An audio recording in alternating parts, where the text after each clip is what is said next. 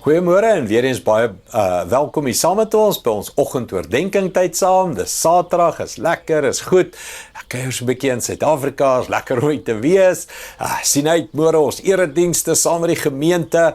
Opgewonde is my maand, ons loop al hoe nader aan Pinkstertyd. So dis net 'n goeie tyd in my binneste, in my hart en my lewe.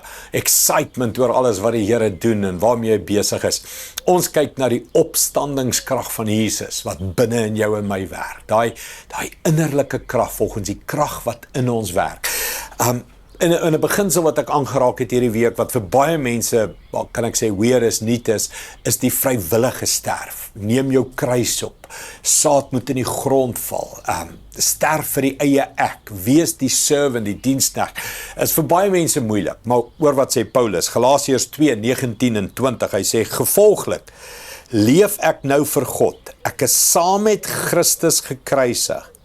Ek leef nie meer nie, maar Christus lewe in my.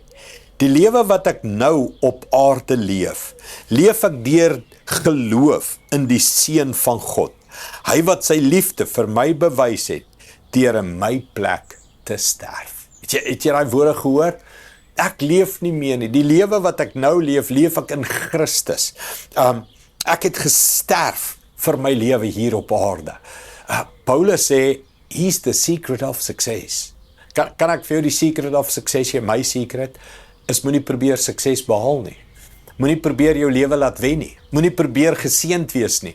Moenie probeer die grootste, die sterkste, die rykste wees nie. Wees die gehoorsaamste.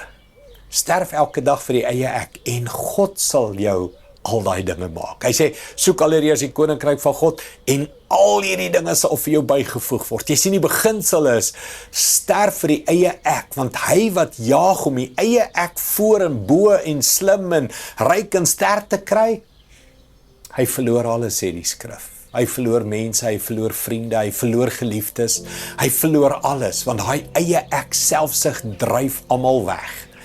Maar wanneer ek en jy die Bybelse beginsel volg, sterf vir die eie ek, leef vir die eer van God en Jesus en gee alles oor aan hom, dan bring hy 'n innerlike krag binne in jou wat jou sterk maak, geseënd maak, suksesvol maak, wys maak, liefdevol maak, wat jou persoonlikheid gee, wat aantrek mense na jou toe. Mens, dis die secret of success.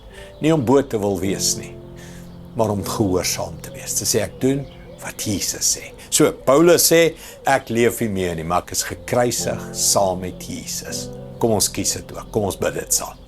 Hemelse Vader, baie dankie vir hierdie geheime beginsel van sukses. Die wêreld sê, jaag meer, dryf harder, so nou en dan trap op mense, so nou en dan moet jy maar selfsugtig wees, so nou en dan moet jy na die eie ek kyk, wat niemand anders, oor die wêreld het soveel leuns.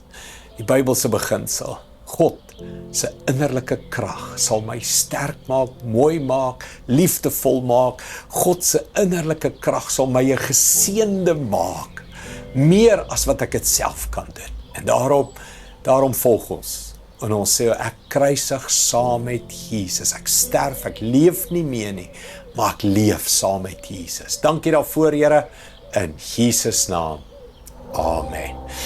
Dankie mense, ek sien julle môre, as jy hier naby is, sien ek jou by die kerk, en dit sal lekker wees om almal weer te sien. Liefde, groete, sien julle weer. Trots geborg deur Evergreen Turf.